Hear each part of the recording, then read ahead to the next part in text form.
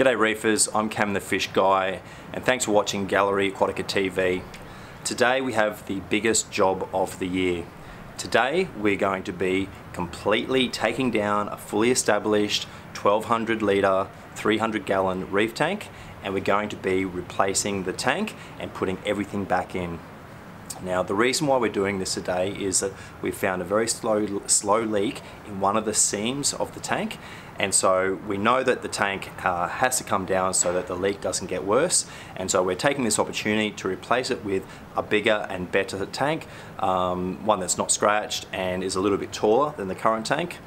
But today's job has got a lot of complications, and so we'll start by running you through some of the reasons why this job is going to be so massive.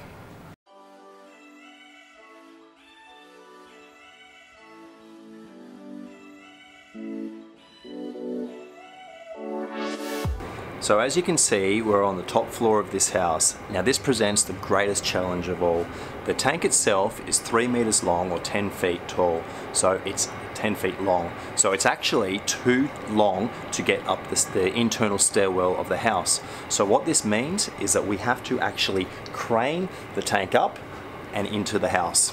So the first thing that we've done, and we've started work very early this morning, is we've had the balustrade professionally removed, and this is going to allow us to, when the crane lifts the tank, to go straight in the house.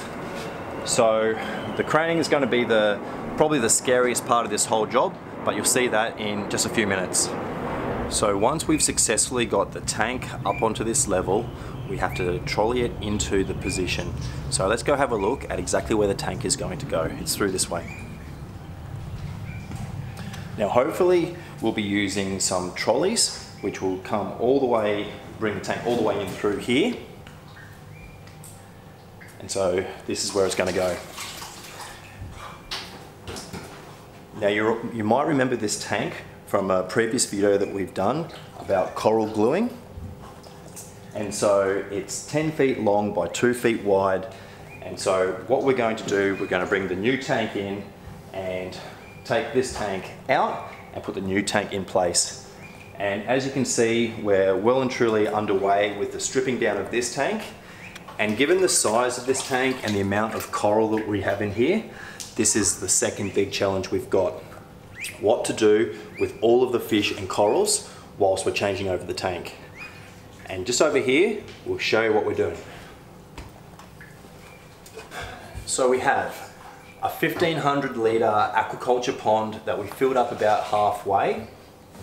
And we've got a 300 litre tub. And Ben's actually taking all the corals and all the fish, and we're going to put them all in here whilst we're swapping over the tanks. Now the reason why this pond is so good is because it has a very large surface area. So it means that we can lay out all the corals so that nothing's on top of each other, causing breakages or stinging each other. And we've also got some Rosemont wave makers, and we haven't hooked these up yet. We'll do that in just a minute, and that will provide circulation so that the fish and corals will be safe for the time that they're in this pond.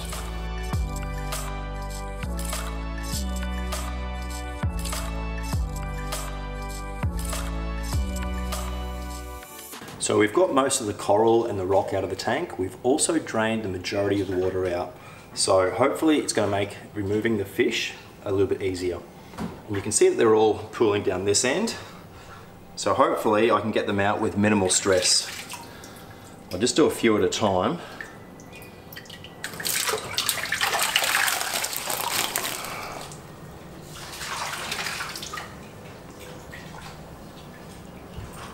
It's a massive advantage having our pond up here right next to the tank, because it means that the fish are only in the nets for a couple of seconds whilst we move them into the next pond.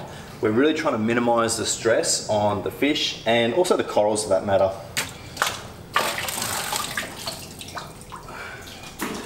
So we've half filled our aquaculture pond. We've got about, I'm guessing about 600 or 700 litres in that.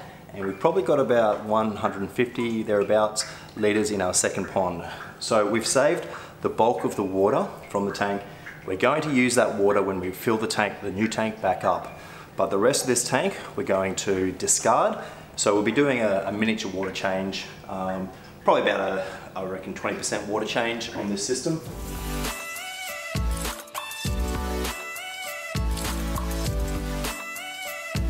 So we're going to keep all of the original sand from this tank, and the reason for that is we need to ensure that we maintain the biological stability of this system. So we want to keep all of the good bacteria, and the substrate is one of the main sources of beneficial bacteria in the system.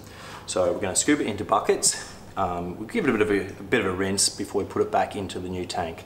But I start by scooping into small buckets and then putting those small buckets into bigger buckets. The other reason why we're doing this, of course, we have to take the sand out, because even with the 4 or 5 people that we have booked to lift this tank, it's going to be really heavy and we need to take out as much of the weight as possible.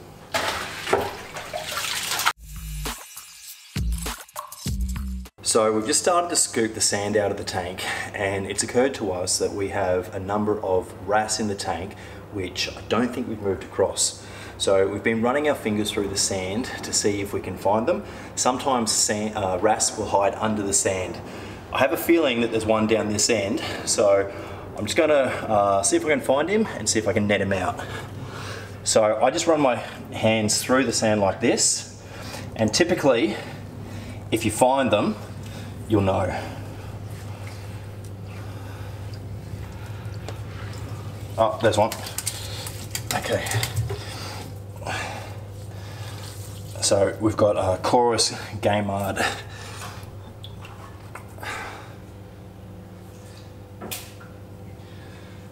They can survive for quite some time under the sand, even when there's hardly any water in the tank. So that guy will be totally fine. But it's just something to always think about when you're moving a tank with wrasse. Always check the sand to make sure that they're not hiding under there and get scooped out with the sand. Oh, there's another one. Another Chorus.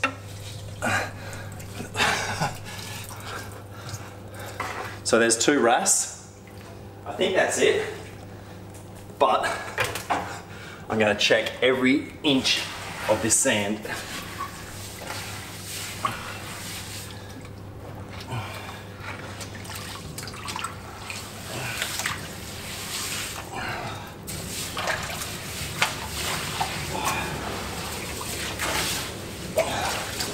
Okay, I've done the other end, so I think that's it. So now that we've completely emptied the tank, we have to ensure that the tank is completely separated from the system, which means we have to disconnect the plumbing. So this is really the point of no return for this tank, because once we disconnect this plumbing, there's no going back. So I've got my cutting tool, and I'm going to make 2 cuts. Now this may smash the pipe because it's old and brittle, but we'll see. Just as I expected. And I'll cut this one a little bit lower.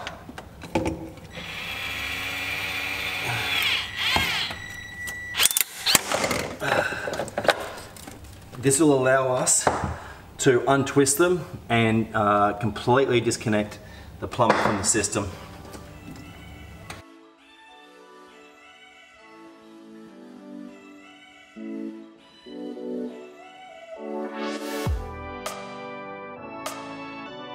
So we're at the point where we're going to take the tank off the cabinet. Now, this is very difficult because of the fact that it's a peninsula tank. The tank is recessed into the cabinet, and so we have to lift it up past the edge of the cabinet so that we can do it, so we can pull the tank off. To achieve that, what we're doing is we're lifting one end at a time, and we're propping up each end with a piece of timber. So this is where the lift comes into it. It's a very difficult lift, and we have to put that timber in as quickly as possible, hopefully as far towards this end as possible. So on the count of 3, 1, 2, 3. Done. Okay, and back down. All right, so this is what we want. This will allow us to now slide the tank on those 2 pieces of timber onto our trolley.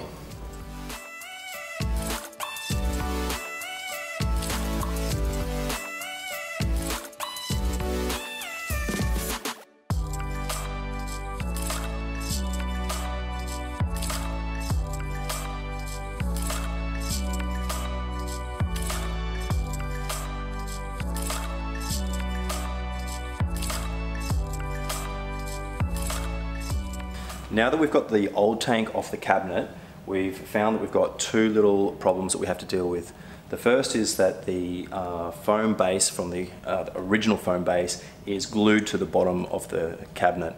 So it means that we have to pull it off, and as you can see, it's coming off 1 centimetre at a time.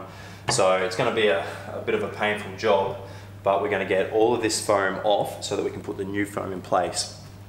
The second problem that we've encountered is that the space in the bottom of the cabinet, or the top of the cabinet it is, for the original overflow was cut just to allow for the 3 bulkheads that they were running.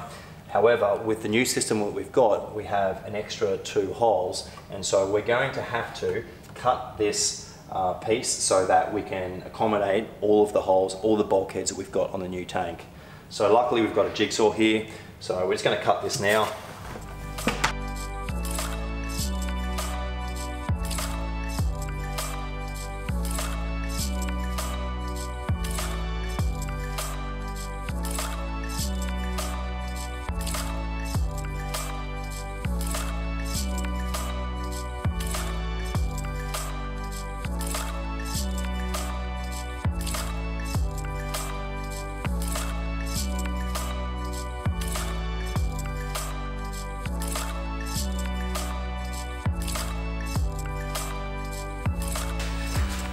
So we've now got our new tank into the garage, and we've got these straps on the trolley. We're not sure if we're going to take the whole thing up with the trolley and the tank. We'll wait for the crane guys and we'll get their advice. But for now, we just have to sit and wait for the crane. So one of the modifications that we're making for the new tank, which will be different from the old tank, is that rather than have this bay-ended section of glass, we're going to make it out of wood. So we'll paint this black, and it will fit perfectly in space where the cabinet is, and so it will allow us a cavity here to hide our dry sides of our wave makers, which are MP40s.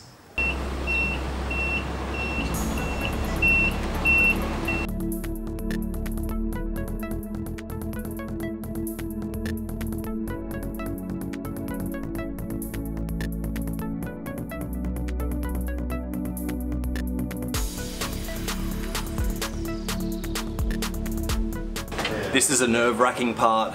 We have to worry about the fact that the tank potentially could swing when it's on the crane. We also have to somehow get it onto the low trolley up on the balcony. So we've got enough hands on deck, so we should be right, but let's see how we go. But certainly it gets your heart racing.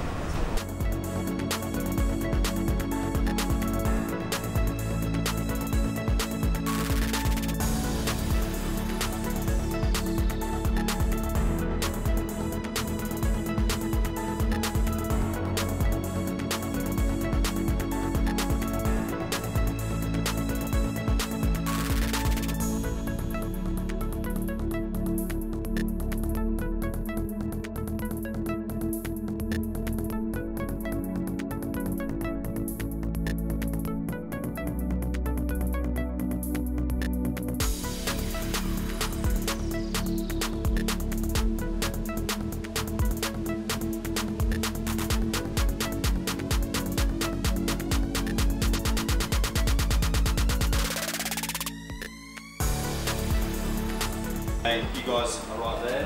Hang on, okay. I can just go out there. Yeah, that'd be good. Thanks. Ben, you have to go over the trolley. Ready? 1, 2, 3. Just need to go on G. You need to go on D. Oh, watch your fingers. Push the trolley, man.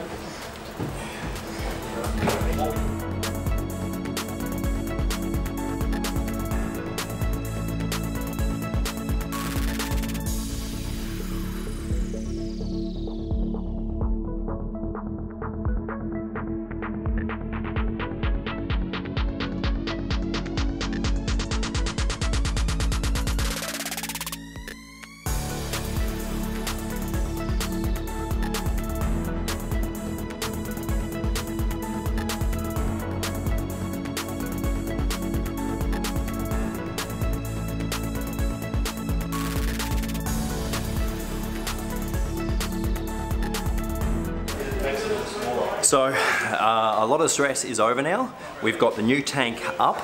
The old tank is just about to be taken downstairs.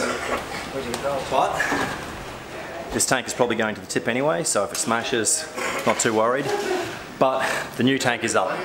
So feeling pretty good about this. We still have to get it into its position. We still have to make sure it fits on the cabinet. But really, this is the most stressful part over. Hooray.